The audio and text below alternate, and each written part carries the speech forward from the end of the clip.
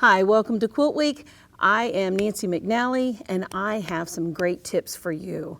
What we're going to talk about is Maintenance Monday. So let's learn to take care of our sewing machines, even our sergers, our sewing machines, our long arms, our embroidery machines. Every Monday when you wake up, remember, it's Maintenance Monday. So I want you to give all your machines a spa treatment. Let's take care of them. We pay a lot of money for them. So you want to change the needle, you want to dust out the bobbin area, make sure if you can oil it, check the manual first before you do that.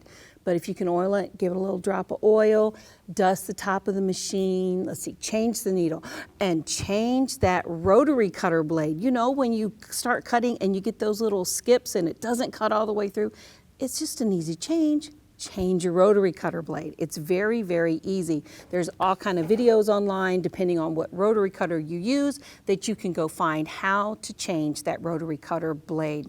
All right, so don't forget, every Monday when you wake up, it's Maintenance Monday on your machine. So take care of them, give them a nice spa day, and don't forget to take them in for maintenance also. All right, there you have it. Monday is Maintenance Monday. Have a great day. Bye-bye.